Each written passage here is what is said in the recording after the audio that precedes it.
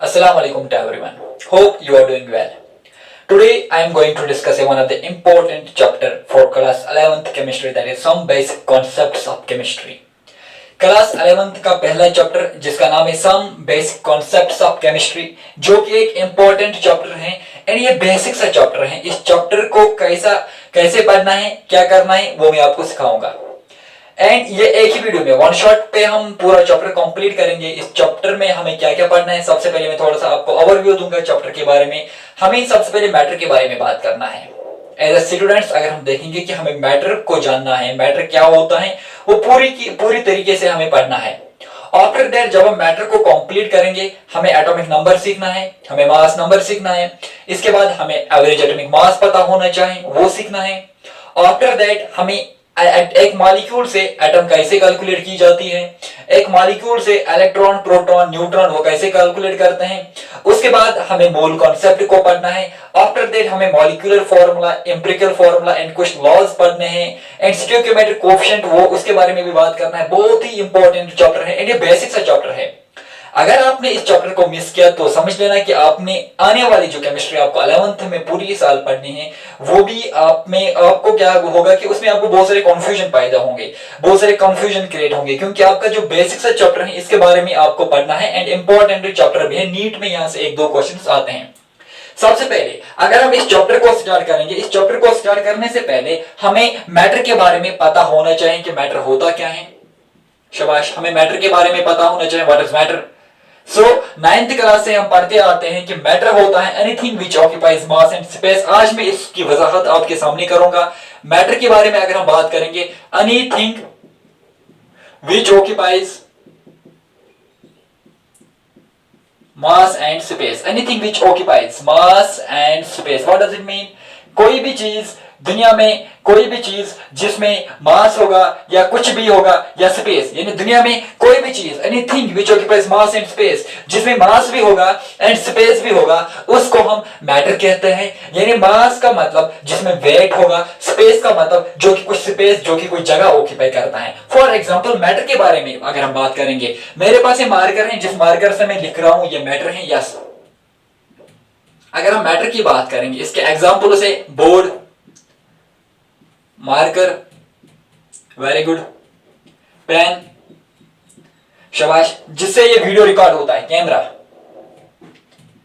शाबाश, इसके बगैर बुक, बहुत सारे ऐसे चीजें हैं जो कि मैटर हैं। यानी जो भी, अगर मैं इस वीडियो की बात करूंगा, इस रूम की बात करूंगा, यहां पर ऑल ओवर जितने भी थिंग्स को मैं देख रहा हूं वो सब मैटर हैं। अब नॉन मैटर किसे कहते हैं, इवन कि यहां पर आप एयर लिख लीजिए, ये मिसकॉन्सेप्शन है बहुत सारे स्टूडेंट्स में, जो कि एयर को नॉन मैटर बोलते हैं, बट एयर मैटर में होता है। क्यों, अभी मैं आपको ये सिखाऊंगा क्यों एयर मैटर होता है। अब नॉन मैटर की बात करेंगे, नॉन मैटर क्या होता है। नॉन मैटर होता है जिसमें ना मास होगा ना स्पेस होगा, उसको हम नॉन मैटर कहते हैं। अब आपको लगता है इस रूम में कुछ ऐसा है जो कि नॉन मैटर है, या आपकी सराउंडिंग कुछ ऐसा है जो कि नॉन मैटर है, यानी जिसमें ना मास होगा ना स्पेस होगा, उसी को हम नॉन मैटर कहते हैं। अब नॉन मैटर की डेफिनेशन मैंने आपको समझाई। अब एग्जांपल आप मुझे बोले कि कौन ऐसा चीज है जिसको हम नॉन मैटर कहते हैं। शाबाश, इस समय लाइट आ रही है, सनलाइट, क्या सनलाइट मैटर है कि नॉन मैटर। अगर मैं यूं कहूं कि सनलाइट नॉन मैटर है, क्या मैं गलत हूं? नहीं, सनलाइट नॉन मैटर होता है। क्यों? क्योंकि आप देख लीजिए, या इस रूम में लाइट है, क्या कहीं जगह पर इस लाइट ने स्पेस ऑक्यूपाई किया है? नो, यानी जो लाइट होता है ये नॉन मैटर है। क्या इस लाइट का कोई मास है, हम पे कोई वजन है? नहीं। सो लाइट क्या होगा? Non matter. अब और कौन से एग्जांपल से नॉन मैटर के बारे में? हीट भी नॉन मैटर है। साउंड, मैं इसमें बात कर रहा हूं, ये भी नॉन मैटर है, इसमें भी मास और स्पेस नहीं होता है। साउंड भी क्या है? Non matter. लाइट भी क्या है? Non matter. सनलाइट, लाइट, ये सब क्या होता है? Non matter. अगर हम ऐसे ही देखेंगे, और कौन सी नॉन मैटर? टाइम इस समय जो चल रहा है ये भी क्या है? नॉन मैटर, इसमें भी नहीं होता ये। मेमोरीज भी नॉन मैटर होता है, एटसेट्रा। और भी कुछ एग्जांपल्स हैं, लाइक लव, प्यार, वो भी नॉन मैटर है। ये सब नॉन मैटर की डेफिनेशन है, जिसमें ना मास होगा ना स्पेस होगा, उसको हम नॉन मैटर कहते हैं। अब मैटर आपको समझ में आया होगा। मैटर और नॉन मैटर के बारे में हमने बात की। अब इस मैटर को हमने दो हिस्सों में क्लासिफाई किया है। मैटर को हमने दो हिस्सों में डिवाइड किया है। एक को हम कहते हैं प्योर सबस्टेंस। क्या कहते हैं? प्योर सबस्टेंस, शाबाश। दूसरे को हम कहते हैं mixture, another one is mixture. अब हम प्योर सबस्टेंस और मिक्सचर के बारे में बात करेंगे। What is pure substance and what is mixture? So आप समझ लीजिए, प्योर सबस्टेंस किसे कहते हैं? जो कि एक एटम या एक मॉलिक्यूल से बना है, उसी को हम प्योर सबस्टेंस कहते हैं। जिसमें एक एटम होगा या जिसमें एक मॉलिक्यूल होगा, उसको हम क्या कहते हैं? Pure substance. यानी मैं लिखूंगा प्योर सबस्टेंस की definition formed by one type of atom or molecule। जो एक एटम या एक मॉलिक्यूल से बनता है, उसको हम प्योर सबस्टेंस कहते हैं। अब मिक्सचर में क्या होगा? Formed by more than one type of molecule, formed by more than one type of atom और मॉलिक्यूल। जिसमें एक से ज्यादा एटम होंगे या एक से ज्यादा मॉलिक्यूल होंगे, उसको हम मिक्सचर कहते हैं। अब जिसमें एक होगा, उसको हम क्या कहेंगे? Pure substance. अब आइए प्योर सबस्टेंस को डिटेल में पढ़ेंगे। प्योर सबस्टेंस में मैंने क्या बोला? Formed by one type of atom या मॉलिक्यूल। फॉर एग्जांपल, मेरे पास है हाइड्रोजन, मेरे पास है helium, lithium, beryllium, boron, carbon, nitrogen, oxygen, fluorine, neon. ये सब जो हैं, इनको हम प्योर सबस्टेंस कहते हैं। क्योंकि ये एक ही एटम से, हाइड्रोजन एक एटम से बना है, हीलियम एक एटम से बना है, कार्बन एक एटम से बना है। इन सब को हम क्या कहेंगे? Pure substance. इवन कि मैं यहां पर लूंगा C6H12O6, इसका मतलब क्या है? ग्लूकोज।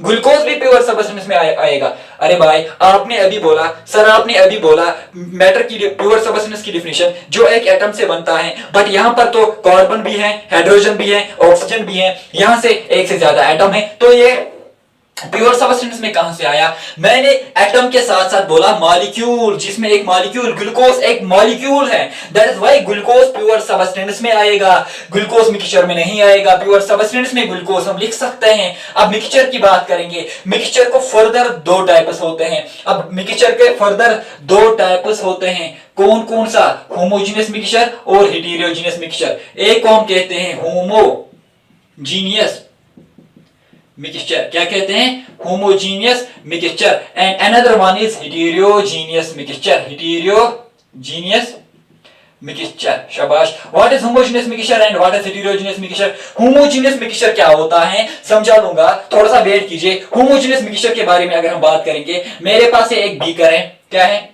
बीकर। अब इस बीकर में मैंने वाटर डाल दिया। क्या डाल दिया? वाटर। अब जो ही मैंने बीकर में वाटर डाल दिया, अब मैं चाहता हूं कि इस वाटर के साथ में कुछ डिसॉल्व करूं। मैंने क्या किया? मैंने शुगर लाया। क्या लाया? शुगर। अभी शुगर मैंने वाटर में ऐड किया। जब मैं वाटर में शुगर ऐड करूंगा, वो डिसॉल्व होगा। जब वाटर में शुगर डिसॉल्व होगा, उसको हम होमोजेनियस मिक्सचर कहेंगे। क्योंकि होमोजेनियस मिक्सचर को हम कहते हैं इट इज यूनिफॉर्मली डिस्ट्रीब्यूटेड, यानी ये पूरा मिक्स होगा। जब मैं शुगर वाटर में ऐड करूंगा, ये इसमें डिसॉल्व होगा। जब इसमें डिसॉल्व होगा, इसको हम कहते हैं होमोजेनियस मिक्सचर। होमोजेनियस मिक्सचर की डिफिनीशन होता है ये यूनिफॉर्मली डिस्ट्रीब्यूटेड होता है, इसमें लेयर्स नहीं बनेंगे, ये पूरा डिसॉल्व होगा। अब हेटेरोजेनियस मिक्सचर की बात करेंगे। मैंने एक और बीकर लाया। हेटेरोजेनियस मिक्सचर में मैंने बीकर लाया। अब इस बीकर में मैंने वाटर डाल दिया, बट अब मैं शुगर ऐड नहीं करूंगा, ना तो मैं साल्ट ऐड करूंगा। मैं क्या करूंगा यहां पे? मैं यहां पर ऐड करूंगा ऑयल। जब मैंने ऑयल इसमें ऐड किया, तो ऑयल वाटर से डिसॉल्व नहीं होता है। जब आप पानी में ऑयल डालोगे, तो उसके ऊपर आपके वो बबल्स या वो लेयर दिखना शुरू होंगे। इट मींस दैट कि वाटर में ऑयल ऐड नहीं होता है, तो उसको हम हेटेरोजेनियस मिक्सचर कहते हैं। मेरे भाई, आपने यहां तक समझ लिया। हमने मैटर पढ़ा, मैटर एंड नॉन मैटर के बारे में हमने बात की। आफ्टर दैट हमने प्योर सबस्टेंस पढ़ा, फिर हमने मिक्सचर पढ़ा, हमने होमोजेनियस मिक्सचर सीखा, हमने हेटेरोजेनियस मिक्सचर सीखा, हमने प्योर सबस्टेंस की बात करेंगे। इसमें फर्दर दो टाइप्स हैं। प्योर सबस्टेंस में फर्दर दो टाइप्स होते हैं। एक को हम कहते हैं एलिमेंट, आप साथ साथ काम भी लिख लीजिए, बहुत ही इंपॉर्टेंट चैप्टर है। एक को हम कहते हैं एलिमेंट, दूसरे को हम कहते हैं कंपाउंड। शाबाश। एलिमेंट किसे कहते हैं? जो कि सिंगल एटम से बनता है। सिंगल एटम, सिंपल वर्ड्स में हम लिखेंगे, जो सिंगल एटम से बनता है उसको हम एलिमेंट कहते हैं। एंड कंपाउंड किसे कहते हैं? जिसमें डिफरेंट एटम्स होंगे, जिसमें डिफरेंट एटम्स होंगे उसको हम कंपाउंड कहेंगे। जिसमें सिंगल एटम होगा उसको मैं एलिमेंट कहूंगा, जिसमें डिफरेंट एटम होंगे उसको हम कंपाउंड कहते हैं। यहां तक आपने सीख लिया मैटर के बारे में। अब यहीं पर लास्ट में आपको एक बोनस पॉइंट में मैटर के बारे में दूंगा जो कि आपकी काम आएगा। मैं भी सम क्वेश्चंस वहां से आ सकते हैं एग्जाम में, एंड वो बोनस पॉइंट क्या है वो मैं आपको पढ़ाऊंगा। आफ्टर दैट हम दूसरा टॉपिक स्टार्ट करेंगे। आई होप कि आपने मैटर यहां तक अच्छे तरीके से सीख लिया। आसान सा टॉपिक है, वन शॉट चल रहा है तो हम सारी चीजों को कवर नहीं कर पाएंगे, यानी हम सारे न्यूमेरिकल्स को कवर नहीं कर पाएंगे। हम न्यूमेरिकल्स को छोड़ देंगे, कुछ न्यूमेरिकल्स हम इसमें लेंगे, बाकी जो भी होगा ओवरऑल बोर्ड का कंटेंट जितना भी होगा मैं पूरा इस वीडियो में डिस्कस करेंगे। सो अब हम यहां पर ये पॉइंट पढ़ेंगे। अगर मैं स्टेट चेंज करूंगा, यानी मास जो है वो डिपेंड नहीं होता है, मास की बात करें, मास डिपेंड नहीं होता है किस पर? स्टेट पर। फॉर एग्जांपल फिजिकल स्टेट पर, मास फिजिकल स्टेट पर डिपेंड नहीं होता है। इसका क्या मतलब है? हमें इसके लिए कुछ क्वेश्चंस करने की जरूरत है। फॉर एग्जांपल अगर मैं स्टेट चेंज करूंगा, स्टेट चेंज होने से मास चेंज नहीं होता है, या मैं यूं कहूं स्टेट चेंज होने से नंबर एंड मॉलिक्यूल चेंज नहीं होता है। इसका क्या मतलब है मैं समझाऊंगा। अगर मैं किसी भी चीज का स्टेट चेंज करूं, क्या मतलब है क्वेश्चन से समझाऊंगा। सॉलिड है मेरे पास, क्या है? मैं ऐसे क्वेश्चन लिखूंगा, मेरे पास क्वेश्चन है, मैंने लिया 100 ग्राम 100 मॉलिक्यूल ऑफ गैस मैंने लिया। क्या लिया? 100 मॉलिक्यूल ऑफ गैस।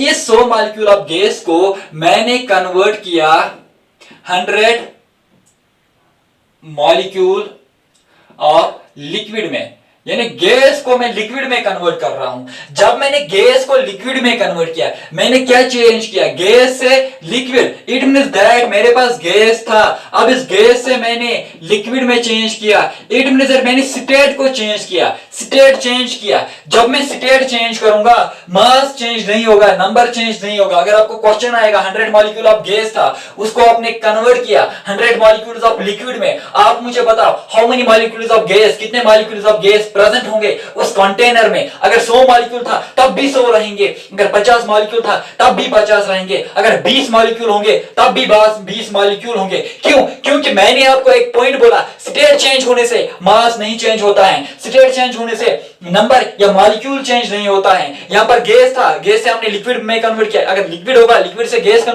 में कन्वर्ट करेंगे, यानी हम स्टेट को चेंज कर रहे हैं, गैस से लिक्विड, लिक्विड से gas. It means that we are converting liquid state, we are converting change into state, हम स्टेट को चेंज कर रहे हैं, ठीक है ना। इससे मास पे फर्क नहीं पड़ता है, जब हम स्टेट को चेंज करेंगे मास चेंज नहीं होता है, ठीक है ना, मास चेंज नहीं होता है। इट मींस दैट जो नंबर एंड मॉलिक्यूल है वो चेंज नहीं होगा, अगर 100 तब भी 100 हो गया। बट यहां पर क्या होता है? वॉल्यूम चेंज होता है। वॉल्यूम जो है ये डिपेंड होता है फिजिकल स्टेट पर। इसको याद रख लीजिए, नोट डाउन कीजिए। यहां से आपने इंपॉर्टेंट दो पॉइंट सीखा। पहला, स्टेट चेंज करने से ना तो नंबर ना तो मॉलिक्यूल चेंज होता है, बट अगर हम स्टेट चेंज करेंगे, फिजिकल स्टेट में चेंज कर रहा हूं, उस समय वॉल्यूम चेंज होगा। फॉर एग्जांपल सॉलिड का स्टेट में चेंज कर रहा हूं लिक्विड में, तब मास चेंज नहीं होगा, यानी तब नंबर एंड मॉलिक्यूल चेंज नहीं होगा, बट तब वॉल्यूम चेंज होगा, ठीक है। सो इसी के साथ हमने मैटर का जो कॉन्सेप्ट है वो कंप्लीट किया। दूसरा टॉपिक जो important, one of the important topic जो कि बच्चों को कंफ्यूज कर रहा है, क्योंकि उनको atomic number and mass number नहीं आता है। जो कि 11th क्लास के बच्चे हैं, जो बिगिनर्स होते हैं, इनको ये नहीं पता हम एटॉमिक नंबर कैलकुलेट कैसे करेंगे, हम मास नंबर कैलकुलेट कैसे करेंगे, फिर हम एवरेज एटॉमिक मास से क्वेश्चन कैसे कर पाएंगे। सो वही मैं यहां पर आपको सिखाऊंगा। सबसे पहले अगर हमें एटॉमिक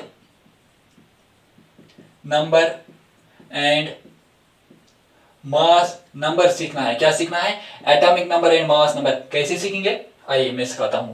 सबसे पहले मैं हाइड्रोजन को लूंगा, helium, lithium, beryllium, boron, carbon, nitrogen, oxygen, fluorine, neon, sodium, magnesium, aluminium, silicon, phosphorus, sulphur. ठीक है।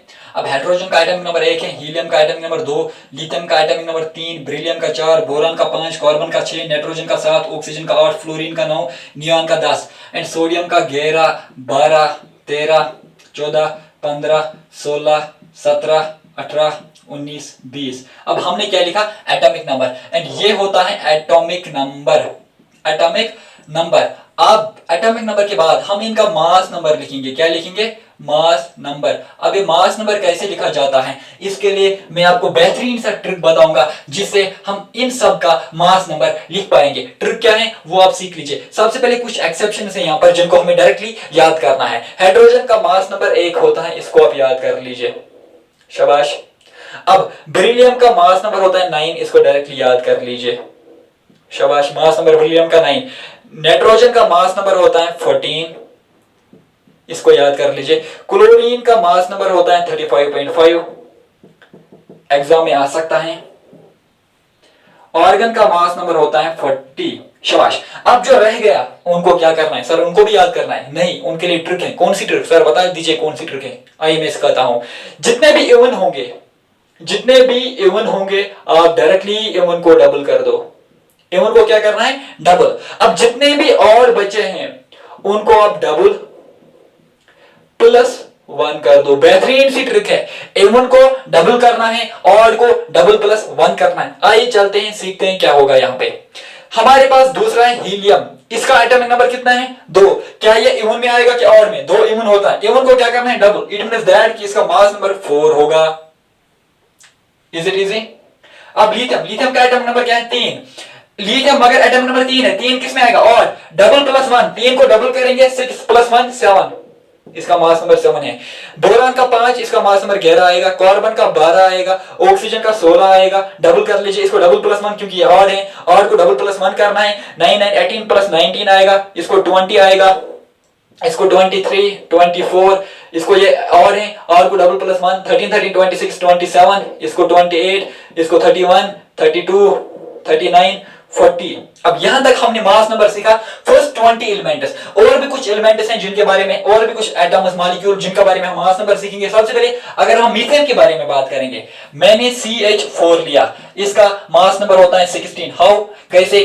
कार्बन का मास नंबर 12 है, हमने पढ़ा। देखें कार्बन का मास नंबर 12 है। अब हाइड्रोजन का मास नंबर 1 है, हाइड्रोजन का मास नंबर 1 है, बट यहां पर H4 है। इट मींस दैट 4 हाइड्रोजन का 4 मास होगा। 4 हाइड्रोजन का मास नंबर कितना होगा? 4। अब 12 प्लस 4 16। ऐसे मेरे पास है वाटर का मास नंबर 18। हाउ? कैसे? देख लीजिए। H2, एक H का H 1 है, दूसरे का 1 प्लस 1 2, शाबाश। प्लस ऑक्सीजन का मास नंबर कितना है? ऑक्सीजन का मास नंबर है 16 प्लस 16 वो आएगा 18। ठीक है, ऐसे करके C6H12O6 ग्लूकोज का मास नंबर होता है 180। ऐसे हम लाइमस्टोन CaCO3 इसका मास नंबर होता है 100। ऐसे ही करके H2SO4 इसका मास नंबर होता है 98। अगर आपको डाउट है तो आप कैलकुलेट कर सकते हैं, मैंने कैलकुलेट करना सिखा दिया। कार्बन का मास नंबर 12, हाइड्रोजन का 1, तो फिर काउंट कर लीजिए। CaCO3 ऐसे करके C6H12O6 कार्बन का कितना है मैं ग्लूकोज का निकाल कर दूंगा। कार्बन का कितना है? 12। अब 12 इंटू करना है 6, शाबाश। ऑक्सीजन का हाइड्रोजन का कितना है? 1 इंटू करना है, टोटल हाइड्रोजन है 12। ऑक्सीजन का मास नंबर 8 इंटू करना है 6। अब ये सॉल्व करोगे तो आपको मिलेगा 12 60 72, शाबाश। 10 6 60 72 प्लस 12। अब 8 से किस करोगे? 6 6 36 42 48। अब ये आएगा आपको 48। इसको कैलकुलेट करोगे वो आपको आएगा 180। अब चेक कर सकते हो ये 180 आपको आएगा। कि हमने गलत मत किया, सॉरी। 6 हाँ 12 इंटू 6 1 8 इंटू ऑक्सीजन का 16 होता है, ये 16 है। 16 इंटू ये आएगा। अब 60 65 90 96 आएगा यहाँ पे। तो तब जाकर आप कैलकुलेट कर सकते हो। ठीक है, तो मास नंबर आपने कैलकुलेट करना सीखा, एटॉमिक नंबर आपने सीखा, मास नंबर आपने सीखा। फर्स्ट 20 एलिमेंट्स का हमने किया। एंड यहां से भी कुछ एलिमेंट्स के बारे में हमने बात की, या यूरिया की बात करेंगे। यूरिया का मास नंबर होता है 60।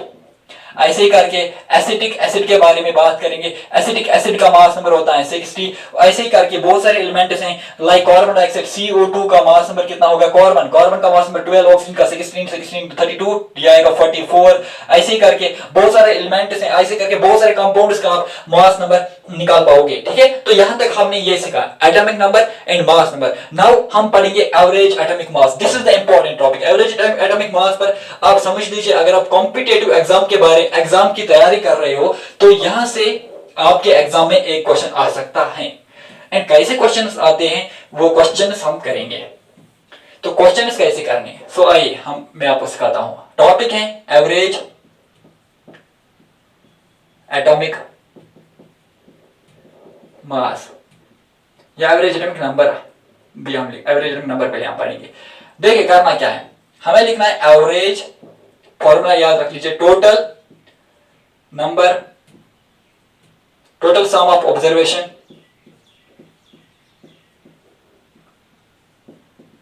डिवाइड करना है हमें टोटल नंबर ऑफ ऑब्जर्वेशन। यह है फॉर्मूला।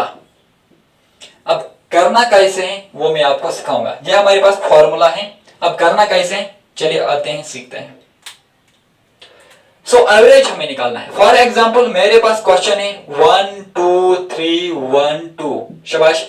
अब करना क्या है, ये फॉर्मूला अप्लाई करो, टोटल सम ऑफ ऑब्जर्वेशन 1 2 3 4 5, यानी 1 + 2 3 3 6 7 8 9, ये आएगा 9। So average some of observation कितना आएगा 9 डिवाइड बाय ये कितने हैं total number of observation 1 2 3 4 5 divide by 5, वो आएगा आपको 1.8। ऐसे करके आप एवरेज निकाल सकते हो। फॉर्मूला एक और हम लिख सकते हैं एवरेज के लिए, M1 P1 + M2 P2 divide by 100, ऐसे करके भी आप निकाल सकते हो। बट क्वेश्चन अगर आपको आएगा एवरेज निकालने के लिए, जो तरीका मैं आपको सिखाता हूं इस वीडियो में एवरेज निकालने के लिए, आप कोई भी क्वेश्चन मुझे दीजिए इस टॉपिक पर, मैं आपको विदिन 1 मिनट उसका आंसर करके दूंगा। कैसे, ट्रिक से। वो ट्रिक क्या है सिखाता हूं। उसके लिए कुछ क्वेश्चंस लाएंगे, पहले मुझे कुछ क्वेश्चंस लाना पड़ेगा उसके लिए, जिनको हम प्रैक्टिस करेंगे। चलिए हम कुछ क्वेश्चन प्रैक्टिस करेंगे एवरेज एटॉमिक मास पर। अच्छा टॉपिक है तो क्वेश्चन यहां से जरूर आता है एग्जाम में। सो मैं कुछ क्वेश्चंस लाऊंगा यहां से, मेरे पास कुछ क्वेश्चंस थे।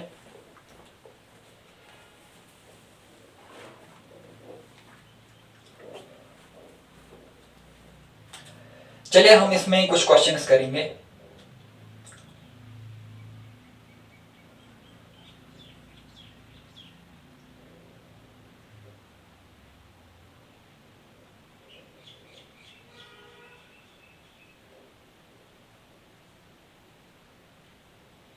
इस पे क्वेश्चंस नहीं है, वेट एक सेकंड, मैं आपके लिए कुछ क्वेश्चंस करवाऊंगा यहां पे।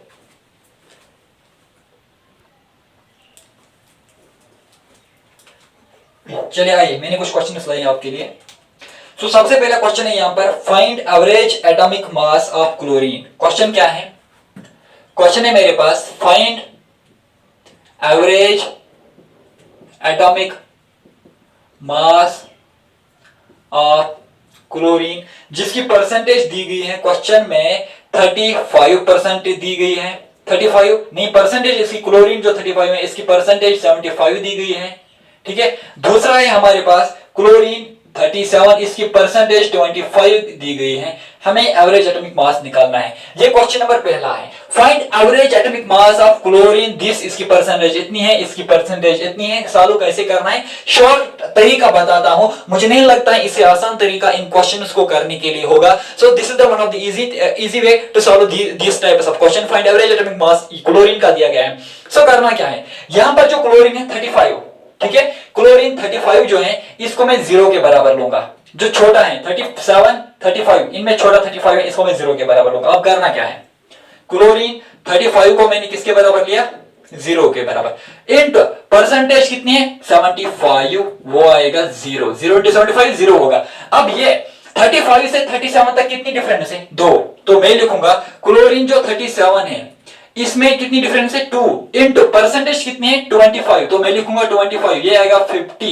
शाबाश। अब करना क्या है, अब इनको सम करना है, 0 + 50 टोटल कितना होता है एवरेज 100, वेरी गुड। वो आएगा 50 डिवाइड बाई 100, वो आएगा 0.5। प्लस करना है यहां पर, तो इसको सॉल्व करके 0.5 आपको मिलता है। अब प्लस करना है, जिसको मैंने 0 के बराबर लिया है उसी को प्लस करना है। 0 तो मैंने 35 को लिया है, अब यहां पर प्लस करना है 35, तो आपका आंसर आएगा 35.5। This is the exact answer.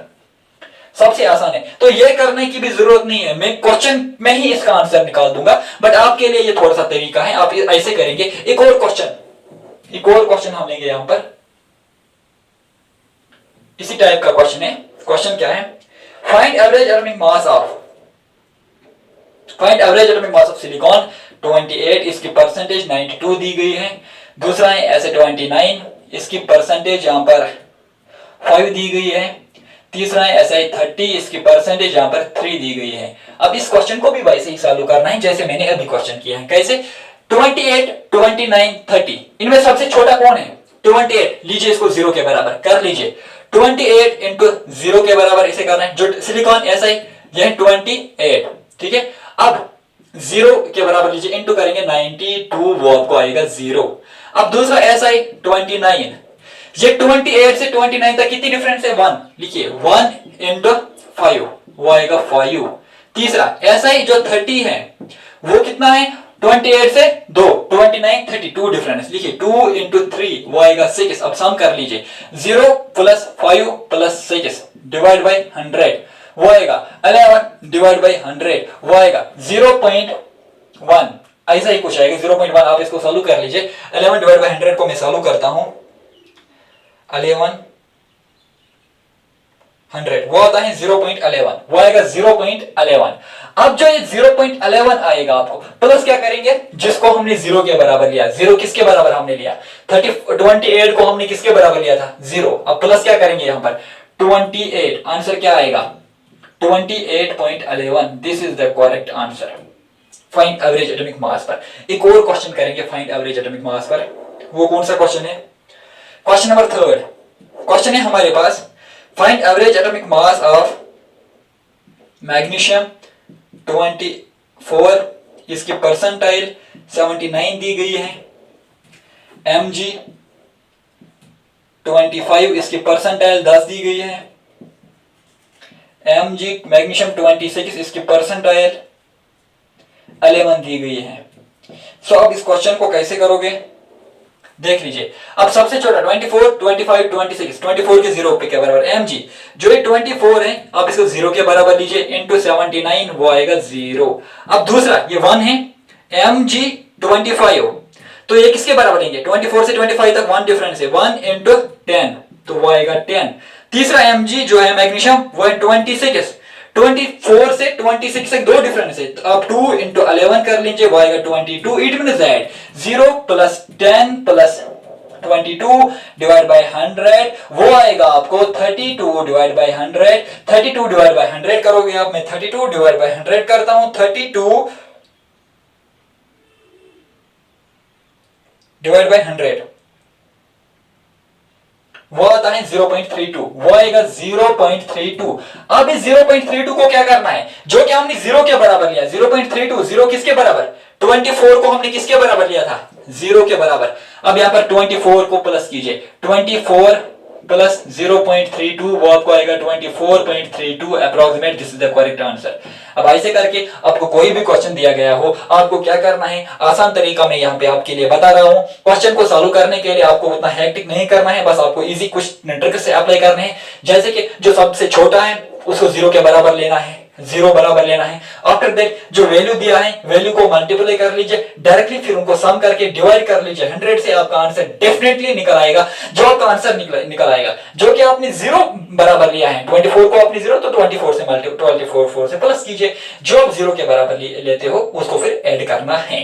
सो यहां तक हमने मैटर पढ़ा, हमने एटॉमिक नंबर पढ़ा, हमने एटॉमिक मास पढ़ा, हमने एवरेज एटॉमिक मास के बारे में पढ़ा, हमने स्टेट चेंज होने से पढ़ा कि स्टेट चेंज होने से मास नंबर या एटॉमिक नंबर स्टेट चेंज होने से जो है नंबर है वो चेंज नहीं होता है, या मॉलिक्यूल चेंज नहीं होता है, बट वॉल्यूम से चेंज होता है, वॉल्यूम पर डिपेंड होता है। ये वाला टॉपिक भी हमने कंप्लीट किया है। अब जो हम टॉपिक लेंगे वो भी कैलकुलेशन टॉपिक है। मोर देन 10 क्वेश्चन प्रैक्टिस हम उस टॉपिक पे करेंगे 10 से ज्यादा क्वेश्चन, क्योंकि उससे भी ज्यादा नहीं कर पाएंगे, क्योंकि लेक्चर जो ये वीडियो है ये बहुत लंबा हो जाएगा। मेरे ख्याल से अगर मैं सारा कुछ इसमें डिटेल्ड पढ़ाऊंगा तो 3 घंटे का जाएगा, बट हम कोशिश करेंगे हम नटशल में 2 घंटे तक इस वीडियो को वन शॉट को कंप्लीट करेंगे। अब हमारा जो टॉपिक है उसमें हमें पढ़ना है calculate electron atom, electron proton neutron. Important topic है ये भी। यहां से नीट में क्वेश्चन आता है, जो अभी तक आपने पढ़ा मैटर वेटर, उससे अगर क्वेश्चन बोर्ड में अगर क्वेश्चन आएगा वो ज्यादातर लॉ पर आते हैं। वो लॉ जो है Avogadro's law, reciprocal law, law of combination, वो सब उनसे क्वेश्चन आते हैं जनरली, या मैटर वेटर से थोड़ा बहुत क्वेश्चन आ सकते हैं। तो बट यहाँ पे जो अब ये वाला टॉपिक हम डिस्कस करेंगे इसमें नीट पे क्वेश्चन आ सकता है। नीट के लिए ये टॉपिक बहुत ही इंपॉर्टेंट है। अब टॉपिक क्या है? कैलकुलेट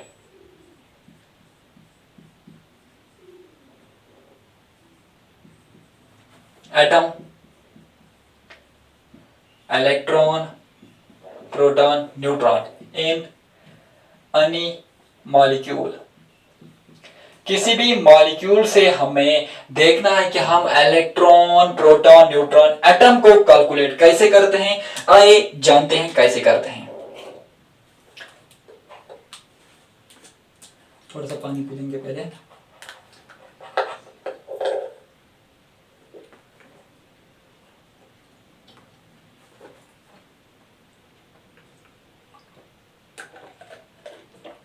आइए पढ़ना क्या है? Calculate atom, electron, proton, neutron in any molecule. कोई भी मॉलिक्यूल अगर हमारे पास है, कोई भी मॉलिक्यूल, फॉर एग्जांपल मैं इसको मॉलिक्यूल मानता हूं 2 मिनट के लिए। ये वाटर बॉटल है मेरे पास, ये मेरे पास कोई मॉलिक्यूल है। अब इस मॉलिक्यूल से हमें क्या निकालना है आप समझ लीजिए, मैं आपको बताऊंगा। ये मेरे पास ग्लूकोज मॉलिक्यूल है। क्या है? Glucose molecule. मैं आपको बोलता हूं इस ग्लूकोज मॉलिक्यूल में कितने एटम्स होंगे, बता दीजिए। इस ग्लूकोज मॉलिक्यूल में कितने इलेक्ट्रॉन होंगे, बोल दीजिए। इस ग्लूकोज मॉलिक्यूल में कितने न्यूट्रॉन होते हैं, बोल दीजिए। इस ग्लूकोज मॉलिक्यूल में कितने प्रोटॉन होते हैं, बोल दीजिए। ये कैसे पॉसिबल है? तो आइए चलते हैं, मैं सिखाता हूं कैसे कैलकुलेट किए जाते हैं ये सब। सबसे पहले एटम को सिखाते हैं, एटम कैसे कैलकुलेट किए जाते हैं। मेरे पास है P4, फास्फोरस 4। इसमें कितने मॉलिक्यूल, इसमें कितने एटम्स हैं? एटम सीखने सबसे पहले तो एटम के बारे में बात करेंगे, आफ्टर दैट इनकी टॉपिक्स पर जाएंगे। P4 फास्फोरस, P4 है मेरे पास। अब इसमें कितने एटम्स हैं? देखिए P1, P2, P3, P4, it means that इसमें 4 फास्फोरस एटम हैं, राइट। दूसरा मैंने लिया SO3। बोलिए how many atoms are present in SO3? Sulphur कितने हैं? 1। O3, O कितने? 3। 1 + 3 कितने आएगा? 4। इट मींस दैट SO4 में 4 एटम होते हैं। आप मुझे बोलिए how many atoms are present in water? मेरे पास है H2O। इसमें कितने एटम्स हैं? H2, एक H, एक हाइड्रोजन, 2 हाइड्रोजन। 2 हाइड्रोजन का मतलब 2 and oxygen 3। It means that इसमें 3 मॉलिक्यूल्स हैं, इसमें 3 एटम्स हैं, ठीक है। ऐसे करके मेरे पास है C6, H12O6। बोलिए how many atoms are present in this molecule? What is the name of this molecule? This is the glucose molecule. And tell me how many atoms are present in this molecule. And you can also tell me how many neutron, electron, proton are present in this molecule. So let us try to calculate these atoms, electrons, protons, neutrons in this type of molecule. So मेरे पास है C6H12O6। So आइए C6, it means that कि इसमें 6 क्या है? Carbon. H12 means that कि इसमें 12 क्या है? Carbon, hydrogen. O6 means that कि इसमें 6 है oxygen. Total number 24। It means that one molecule of glucose में 24 एटम्स होते हैं। अब मैं आपसे क्वेश्चन बोलता हूं, आप मुझे बोलिए how many molecule of electron are present in this glucose? इस ग्लूकोज में कितने हाउ मेनी मॉलिक्यूल, इस ग्लूकोज में कितने मॉलिक्यूल्स प्रेजेंट होते हैं? जनरली हमने देखा इस ग्लूकोज में 24 एटम्स प्रेजेंट होते हैं। मैं क्वेश्चन आपको दूंगा कि 10 मॉलिक्यूल्स ऑफ ग्लूकोज, अगर मैं आपको दूंगा 10 molecule of glucose and you tell me how many molecules of how many atoms are present in this. देखिए क्वेश्चन क्या है, आपने एक ग्लूकोज लिया, इस ग्लूकोज में 24 एटम्स हैं। नाउ क्वेश्चन है, मैं आपको दूंगा 10 molecule of glucose, 10 molecule of glucose. आप मुझे बोलिए 10 मॉलिक्यूल ऑफ ग्लूकोज में कितने एटम्स होंगे? अगर एक मॉलिक्यूल ऑफ ग्लूकोज में 24 एटम्स होते हैं, 10 में कितने होंगे? आप देख लीजिए 24 एक में होता है, इंटू कर लीजिए 10 से, वो आपका आंसर आएगा 240। It means that 10 molecule of glucose में 240 एटम्स होते हैं। तो ऐसे करके आप एटम कैलकुलेट कर सकते हो। 5 मॉलिक्यूल, मैंने आपको दिया 5 मॉलिक्यूल ऑफ ग्लूकोज, बताइए कितने एटम्स होंगे? एक मॉलिक्यूल, एक ग्लूकोज में 24 एटम होते हैं, दो ग्लूकोज में कितने होंगे? 28, 48, 3 में कितने होंगे? 72, ऐसे करके 4 में, 5 में कितने होंगे? 5 में होंगे 120। अब क्वेश्चन है, अगर आपके पास मैंने C6H12O6 यानी ग्लूकोज दिया आपको, अब इस ग्लूकोज में 24 एटम्स हैं, तो एटम आपने कैलकुलेट करना सिखा दिया, मैंने आपको एटम्स कैलकुलेट करना सिखा दिया, एटम को कैसे कैलकुलेट किए जाते हैं वो आपने सीखा। ऐसे करके बहुत सारे एग्जांपल्स हैं, लाइक CO2 कार्बन डाइऑक्साइड, इसमें कितने एटम्स हैं? 3 एटम्स। अब 10 कार्बन डाइऑक्साइड 10 CO2 में कितने होंगे? 3 into 10 30 एटम्स होंगे। तो ये होता है एटम कैलकुलेट करना। एटम कैलकुलेट कैसे की जाते हैं? जितने होंगे उनको कैलकुलेट करेंगे। अगर आपको बोलेंगे 2 मॉलिक्यूल में कितने होंगे तो उसको 2 से मल्टीप्लाई करो, 10 से में कितने होंगे 10 से मल्टीप्लाई करो, 50 में कितने होंगे तो 50 से मल्टीप्लाई करो। तो ये था एटम। अब आइए इलेक्ट्रॉन को कैसे कैलकुलेट की जाती है। अब हमें पढ़ना है इलेक्ट्रॉन को कैलकुलेट कैसे करते हैं। तो इंपॉर्टेंट चैप्टर है, बेसिक सा चैप्टर है, शानदार चैप्टर है, मजे से पढ़ रहे हैं हम। मुझे नहीं लग रहा है यहां तक मैंने कोई टफ वर्डिंग इस्तेमाल की है या यहां पर मैंने कोई ऐसा कॉन्सेप्ट इस्तेमाल किया है जो आपको टफ लग रहा है। सब आसान से तरीके हैं, आसान मेथड में अप्लाई कर रहा हूं आप सबके लिए। तो अब हमें इलेक्ट्रॉन, प्रोटॉन, न्यूट्रॉन कैलकुलेट करना है। सबसे पहले हम इलेक्ट्रॉन सीखेंगे। अगर मुझे इलेक्ट्रॉन को कैलकुलेट करना है तो मुझे सबसे पहले इलेक्ट्रॉन की को कैलकुलेट करने के लिए इसमें एक फॉर्मूला आती है, उस फॉर्मूला को जानना है। एंड न्यूट्रॉन के लिए भी एक फॉर्मूला है, उसको जानना है।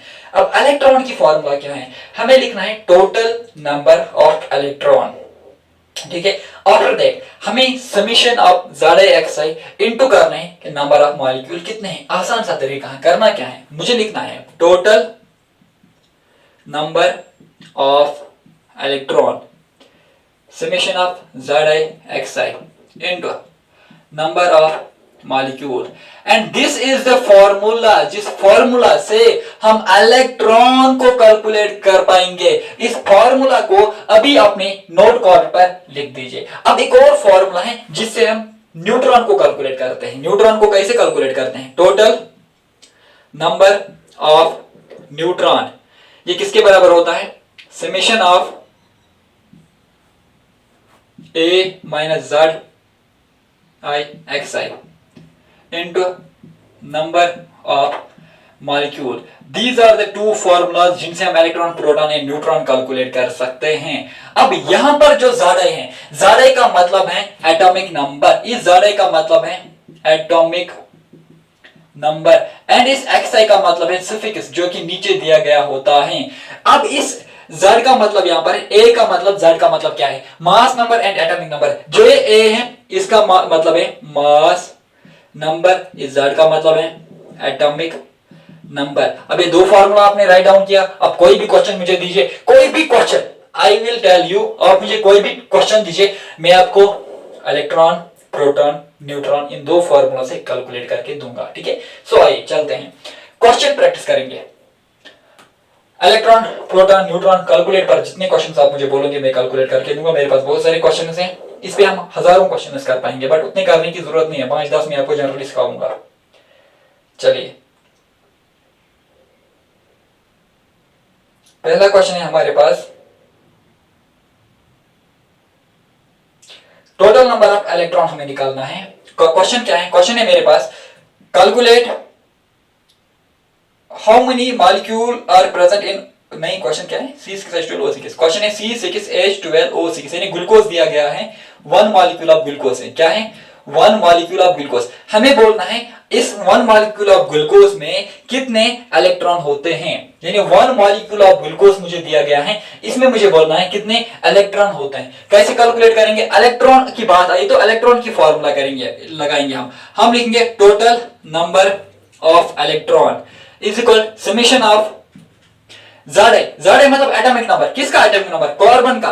तो मैं लिखूंगा कार्बन का एटॉमिक नंबर क्या होता है? कार्बन का एटॉमिक नंबर होता है 6 इंटू, अब कितने कार्बन है 6, तो 6 इंटू 6 करूंगा मैं, प्लस अब क्या करना है मुझे, अब मुझे ये फॉर्मूला फिर से लिखनी है। ज़ाडे और सफिक्स जो है, ज़ाडे का मतलब क्या है एटॉमिक नंबर, अब एटॉमिक नंबर ऑफ हाइड्रोजन मुझे लिखना है, वो है 1 इंटू टोटल हाइड्रोजन कितने हैं 12, सफिक्स का मतलब जो नीचे दिया गया है, प्लस अब ऑक्सीजन, ऑक्सीजन का ज़ाडे मतलब एटॉमिक नंबर, अब एटॉमिक नंबर अलग अलग लिखना है, पहले आपको ज़ाडे लिखना है यानी एटॉमिक नंबर पहले कार्बन का लिखना है, फिर हाइड्रोजन का, फिर ऑक्सीजन का। ऑक्सीजन का एटॉमिक नंबर है 8, ठीक है, इनटू करना है टोटल नंबर ऑफ ऑक्सीजन, जो सफिक्स है ऑक्सीजन के नीचे सफिक्स है 6, तो 6 लिखूंगा, इनटू लास्ट में क्या करना है into number of molecule, number of molecule तो 1 है, तो मैं करूंगा इसको सॉल्व, 6 प्लस 6 इंटू 6 आएगा 36, प्लस 1 प्लस 12 आएगा 12, प्लस ये 8 6 और आएगा 48। इसको सॉल्व करोगे तो इनटू मल्टीप्लाई भी साथ रखेंगे, इनटू करेंगे 1, इतने स्टेप्स खाने की जरूरत नहीं है। इसको सॉल्व करोगे वो आपको आएगा 90 48 50 60 96, वो आपको 96 आएगा।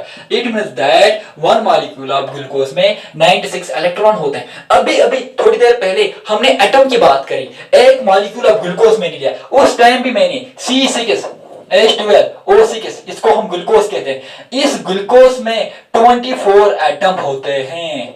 अब इसी ग्लूकोज में 96 इलेक्ट्रॉन होते हैं। ये आपको याद रखना है, सिर्फ याद नहीं रखना है, आपको करके दिखाना है, आपको प्रैक्टिकली प्रूव करके दिखाना है कि एक एटम में एक मॉलिक्यूल ऑफ ग्लूकोज में कितने एटम्स होते हैं, इसी मॉलिक्यूल ऑफ ग्लूकोज में कितने इलेक्ट्रॉन होते हैं। मैंने एटम भी कैलकुलेट करके दिया, मैंने इलेक्ट्रॉन भी कैलकुलेट करके दिया। अब कोई और क्वेश्चन लेंगे, कोई और क्वेश्चन लेंगे इसके रिगार्डिंग, कोई और क्वेश्चन में लेंगे। फिलहाल क्वेश्चन करेंगे हम टोटल नंबर ऑफ, हम न्यूट्रॉन पर क्वेश्चन करेंगे।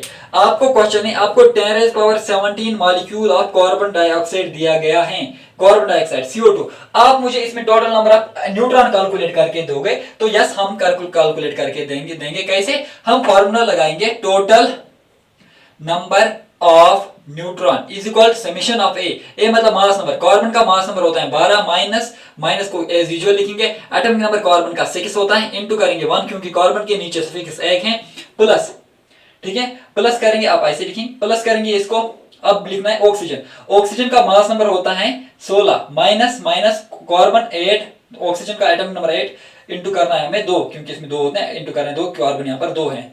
सो इसको कंप्लीट करने के बाद इनटू करेंगे 10⁻17, सॉल्व करिए, 12 - 6 इंटू 1 प्लस 6 माइनस ये आएगा 8 इंटू 2 10⁻17। अब 6 + 1 6 + 8 और 16 is equal 10⁻17, 6 + 22 into 10⁻17 is correct answer. ऐसे करके आप इलेक्ट्रॉन, प्रोटॉन, न्यूट्रॉन, एटम वो सब कैलकुलेट कर पाएंगे। अब हमारे पास इस चैप्टर में 3 इंपॉर्टेंट टॉपिक्स हैं, एक मोल कॉन्सेप्ट हमें पढ़ना है, molecular formula, empirical formula, and उसी के साथ हमारा जो लास्ट टॉपिक इसमें बचा, 2 टॉपिक उसके बाद है, एक तो वो लॉज पढ़ने हैं हमें, लॉज के बाद एक टॉपिक है जियोसिटियोक्योमेट्रिक कोएफिशिएंट जो हमें पढ़ना है, तो उसमें भी 10-20 मिनट लगेंगे। मोल कॉन्सेप्ट हम 15 मिनट में, जो 15 मिनट है 15 मिनट में हम मोल कॉन्सेप्ट डिस्कस करेंगे, 5 मिनट में मॉलिक्यूलर एम्पिरिकल फार्मूला, वो 20 30 35 मिनट्स और लगेंगे। तो आप बस कोऑपरेट करते जाइए, हम इस चैप्टर को फिनिश करेंगे आज ही अच्छे तरीके से, एंड लास्ट में कुछ बेहतरीन क्वेश्चन हम लाएंगे, नीट की कुछ क्वेश्चन प्रैक्टिस करेंगे, डिस्कस करेंगे, वो है mole concept. This is the one of the important topic, mole concept एक बेहतरीन टॉपिक है, शानदार टॉपिक है, तो इसी को हम डिस्कस करेंगे होता क्या है। सो जो मोल है, मोल का वर्ड अगर हम देखेंगे तो वर्ड मोल जो है ये दिया है ऑस्टल वर्ड ने, इसका मतलब है हीप, चाहे कोई एटम हो या मॉलिक्यूल है हीप। तो इसको हम कैसे समझेंगे, सबसे पहले हमें मोल की कुछ डिफिनीशन समझने हैं, आफ्टर दैट हमने न्यूमेरिकल करना है, डिफिनीशन प्लस न्यूमेरिकल, यानी थ्योरी प्लस आप जब न्यूमेरिकल करोगे तब जाकर आपको मोल का कॉन्सेप्ट अच्छे तरीके से समझ में आएगा। सो सबसे पहले जो मोल है, it is the amount of substance which contains particle equal to Avogadro's number, and ये Avogadro's number क्या होता है, ये होता है 6.023 into 10⁻23, इसको हम Avogadro's number कहते हैं। and the amount of substance which contains, जो कि contain करते हैं particle is equal to किसके बराबर, Avogadro's number के बराबर। and इसमें एक और definition है, 1 mole of atom, 1 mole of atom, या पहली डिफिनेशन को हम और थोड़ा सा डिटेल पढ़ेंगे क्योंकि यह सिर्फ डिफिनेशन समझना नहीं है, डिफिनेशन के बाद का जो कॉन्सेप्ट है, जो क्रैक्स हैं, वो भी समझ में आना चाहिए। यानी it is the amount of substance which contains particle equal to Avogadro's number. मैं आपको बोलूंगा मेरे पास 1 मोल ऑफ H2 गैस है, मेरे पास 1 मोल ऑफ H2 गैस है। इट मींस दैट मेरे पास 6 × 10⁻23 H2 मॉलिक्यूल है, यानी 1 एवोगैड्रोस मॉलिक्यूल। क्योंकि 1 एवोगैड्रोस का मतलब क्या होता है, 6 × 10⁻23। अगर मैं बोलूंगा मेरे पास 1 मोल ऑफ हाइड्रोजन एटम है, इट मींस दैट मेरे पास 6 × 10⁻23 हाइड्रोजन एटम है, क्योंकि ये 1 मोल के बराबर होता है। सेकंड डिफिनेशन की ओर जाएंगे। 1 मोल ऑफ एटम और a molecule is that amount whose mass is equal to gram atomic mass और gram molecular mass. This is the important concept है। मैं क्या समझाना चाहता हूं आपको, 1 मोल ऑफ एटम है मेरे पास, या मैं बोलूंगा 1 मोल एटम या मॉलिक्यूल है मेरे पास, ये किसके बराबर होता है, ये होता है बराबर ग्राम, यानी mass is equal to gram atomic mass या ग्राम मॉलिक्यूलर मास। इसका क्या मतलब है, मेरे पास है 1 ग्राम ऑफ हाइड्रोजन, मेरे पास है 1 मोल ऑफ हाइड्रोजन H2, मेरे पास है 1 mole of H2। 1 mole of H2 का मतलब ये 2 ग्राम है। अब मैं आपको बोलूंगा मेरे पास है 2 ग्राम ऑफ H2, ये 1 ग्राम ऑफ H2, इसमें कितने हैं 2 ग्राम। अब मैं बोलूंगा मेरे पास है 1 मोल ऑफ H2, अब मेरे पास है 2 मोल ऑफ H2, 1 मोल 1 मोल 1 1 2, अब मेरे पास है 2 mole of H2, it means that 2 + 2 4। अब मेरे पास क्या है 4 ग्राम ऑफ H2। ऐसे करके मेरे पास है 1 mole of carbon dioxide, 1 mole of carbon dioxide CO2 जो होता है ये होता है 44 ग्राम। अब मैं अगर आपको बोलूंगा मेरे पास है 2 mole of carbon dioxide, this is 1 mole of carbon dioxide, this is another mole of carbon dioxide. अब मेरे पास है 2 mole of carbon dioxide, it means that 44 + 44 88, it means that मेरे पास 88 ग्राम ऑफ कार्बन डाइऑक्साइड है। 2 mole of carbon dioxide ये होगा 88 ग्राम। वैसे करके थर्ड डिफिनेशन क्या बोलता है, third definition 1 mole of gas at standard temperature pressure STP have a volume 22.4 litre. जब स्टैंडर्ड टेंपरेचर जो STP स्टैंडर्ड टेंपरेचर प्रेशर पर जो वॉल्यूम होता है वो 22.4 STP होता है। अब क्वेश्चन क्या है, अगर मेरे पास 1 मोल ऑफ गैस होगा STP, वो कितना होगा 22.4। अब 0.5 मोल, अगर ये 1 मोल आप समझ लीजिए, this is the 1 mole of gas, यह 22.4। अब हाफ मोल, इसका हाफ, ये समझ लीजिए हाफ मोल में कितना होगा, अगर 1 मोल ऑफ गैस में 22.4 होता है, अगर 1 मोल ऑफ गैस में 22.4 होता है तो 0.5 मोल में 11.2 होगा, क्योंकि इसका हाफ, मैंने यहां पर मोल को हाफ किया, वहां पर भी हाफ होगा। अगर वो 22.4 है तो उसका भी हाफ होगा। मैं मोल को बढ़ाऊंगा, ये भी बढ़ेगा। अगर 1 मोल अब गैस 22.4 है तो 2 मोल ऑफ गैस कितना होगा, वो होगा 44.8। 3 मोल ऑफ गैस कितना होगा, वो होगा 66.6।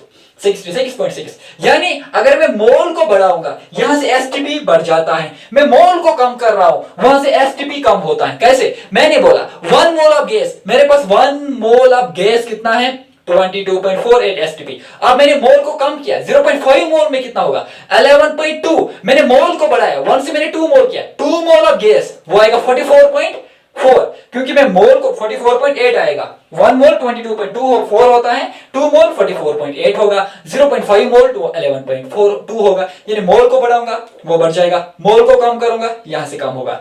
यानी ये तीसरी डिफिनेशन थी। अब इन पे क्वेश्चंस कैसे आते हैं वो हमें क्वेश्चन करना है। मेरे पास 8 10 12 क्वेश्चंस हैं जो कि अच्छे क्वेश्चंस हैं। इसे भी जितने भी आपके भी क्वेश्चंस अगर होंगे तो आप मुझे डीएम कर सकते हैं, कमेंट सेक्शन में बोल सकते हैं, तो हम उन क्वेश्चंस को भी प्रैक्टिस कर पाएंगे।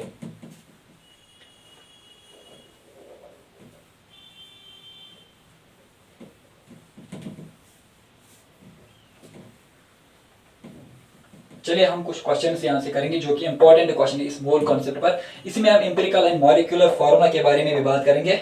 आफ्टर दैट हमारा एक टॉपिक बचता है लास्ट। सो मेरे पास क्वेश्चन जो है सबसे पहला,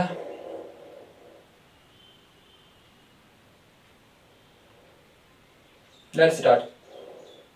क्वेश्चन है 1 मोल ऑफ H2O। मेरे पास क्वेश्चन फर्स्ट क्वेश्चन क्या है, 1 mole of H2O is equal to 1 mole of H2O किसके बराबर होता है। ऑप्शन ए है मेरे पास 18 AMU। बी ऑप्शन जो मेरे पास है वो है 6 × 10⁻23।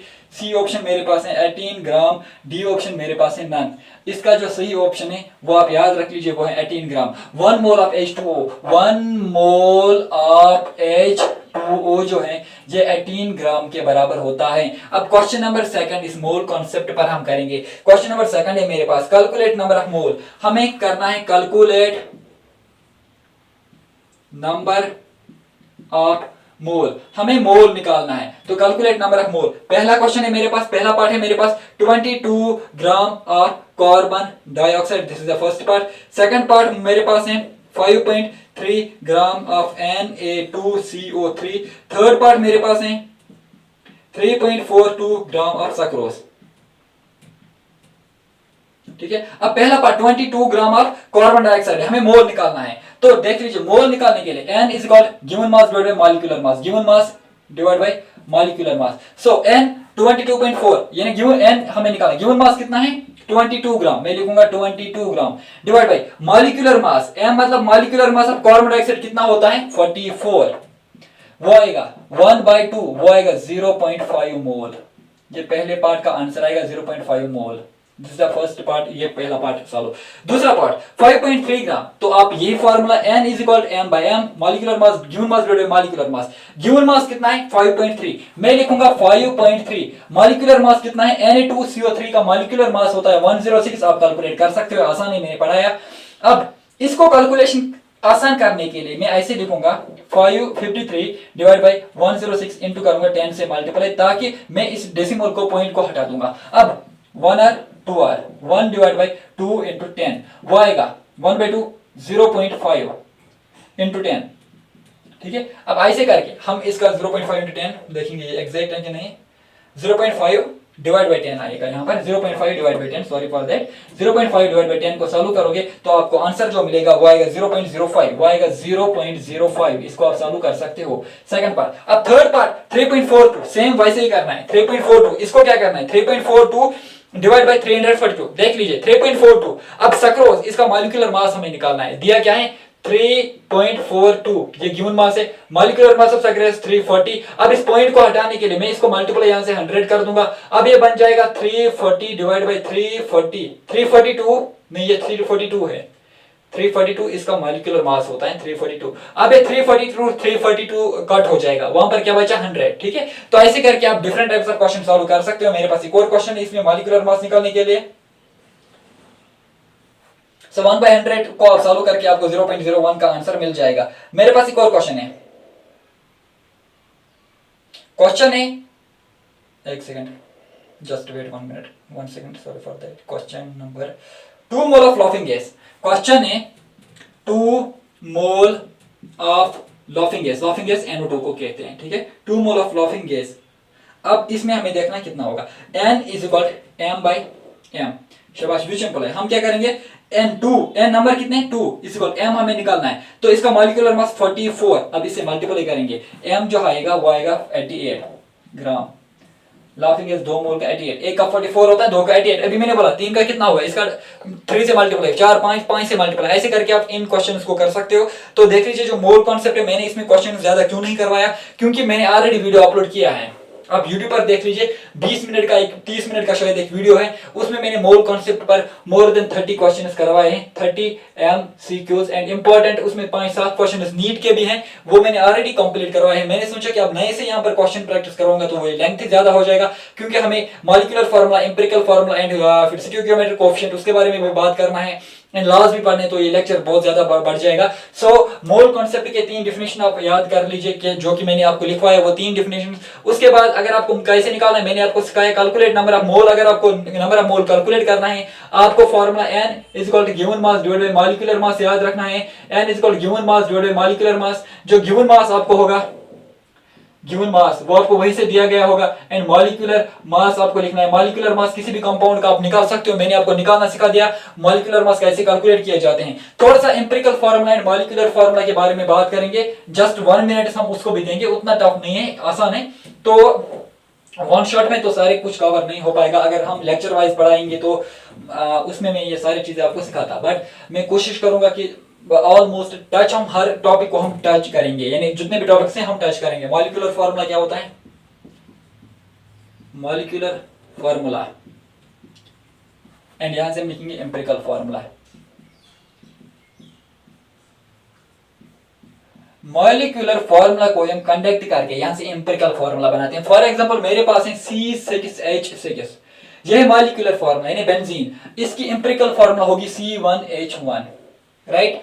ऐसे करके मेरे पास है C6H12O6, इसकी एम्पिरिकल फॉर्मूला बन जाएगी C1H2O1, ठीक है। अब मेरे पास है वाटर की molecular and empirical formula same होती हैं, वैसे करके मैं लूंगा H2O2, इसकी फार्मूला बन जाएगी H1O1।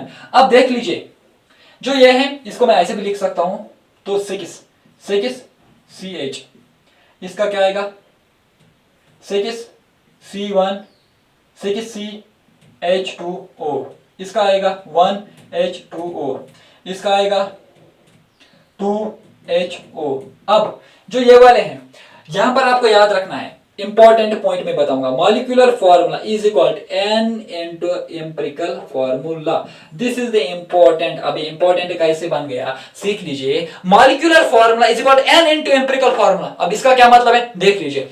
मॉलिक्यूलर फॉर्मूला जो हमें यहां पर है, अब अगर हम n इंटू एम्पिरिकल फॉर्मूला करेंगे ना, n इंटू यानी नंबर, n मतलब नंबर, एम्पिरिकल फॉर्मूला को नंबर से मल्टीप्लाई करके हम मॉलिक्यूलर फॉर्मूला वापस बना पाएंगे। लाइक दैट कि मैं यहां पर आपको एग्जांपल दूंगा। मॉलिक्यूलर फॉर्मूला n यहां पर कितने हैं 6, तो नंबर मैंने लिखा 6 इनटू क्या करना है मुझे एम्पिरिकल फॉर्मूला। एम्पिरिकल फॉर्मूला है C1H1, CH यानी C1H1, ये बनेगा C6H6। तो मैंने एम्पिरिकल फॉर्मूला से कौन सी फॉर्मूला बना दी मॉलिक्यूलर फॉर्मूला C6H12O6। देख लीजिए n नंबर कितना है यहां पर, नंबर है 6, C1 मतलब 6C, C6 H2 ये 2 6 are 12, H12 O6 ऑक्सीजन बन जाएगा 6, C6H12O6। यहां से आपने ग्लूकोज को बनाया। देख लीजिए वाटर 1 है, 1 से इसको मल्टीप्लाई करके डायरेक्टली वाटर बन जाएगा। ये 2 से इसको मल्टीप्लाई करोगे आप वाटर, आपको H2O2 बन जाएगा। यानी मॉलिक्यूलर फार्मूला को कंडक्ट करके, मॉलिक्यूलर फार्मूला को हम ज्वाइन कॉन्ट्रैक्ट करके एम्पिरिकल फार्मूला बनाते हैं। अब इसी एम्पिरिकल फार्मूला को n number into m molecular formula यानी n इनटू एम्पिरिकल फार्मूला करके मॉलिक्यूलर फार्मूला बना पाएंगे। यानी मॉलिक्यूलर फार्मूला को हमें n इनटू एम्पिरिकल फार्मूला करना है, वहां से हम मॉलिक्यूलर फार्मूला बना पाएंगे। अब इसमें लास्ट 2 टॉपिक्स बचे हैं। स्टीरियोकेमेट्रिक कोएफिशिएंट जो है वो हम अगले वीडियो में डिस्कस करेंगे। अब कुछ लॉ बच चुके हैं इस टॉपिक में, तो इसके लिए हम क्या करेंगे, जितने भी लॉज हैं इनको मैं लिखकर आपको समझाऊंगा डायरेक्टली, क्योंकि उसको भी डिटेल हम नहीं पढ़ेंगे, वो बोर्ड में जनरली आ सकता है लॉज। तो या तो मैं पीडीएफ उस लॉज का प्रोवाइड करूंगा, लॉज जो है उनके पीडीएफ हम प्रोवाइड करेंगे, या तो हम एक और काम करेंगे, मुझे लगता है मैं उसका पीडीएफ आपको दूंगा। लॉज जो लॉ जितने भी है उनका पीडीएफ में आपको प्रोवाइड करूंगा, या लॉ पे हम अलग वीडियो बनाएंगे। स्टीरियोकेमेट्रिक कोएफिशिएंट नीड के लिए है, उसका अलग वीडियो आएगा। एंड लॉज जो है, लॉज एंड स्टीरियोकेमेट्रिक कोएफिशिएंट के बगैर ये पूरा जो वीडियो है ये आपके लिए बेनिफिट है, आप इसको देख लीजिए। This is all about that कि स्टेट्स ऑफ मैटर जो some basic concepts of chemistry हैं, इसके लिए यहां तक अगर आपने पढ़ा तो ये एनफ है। तो 2 क्लासेस में और हैं, लाइक स्टीरियोकेमेट्रिक कोएफिशिएंट, उसमें मैं शॉर्ट वीडियोस बनाऊंगा। एंड लॉज या तो मैं इसी वीडियो में लॉ भी पढ़ाऊंगा, या तो मैं अगले वीडियो में लॉ के बारे में डिस्कस करेंगे, लॉज ऑफ केमिकल कॉम्बिनेशन जो है उनके बारे में डिस्कस करेंगे। Till that Allah Hafiz.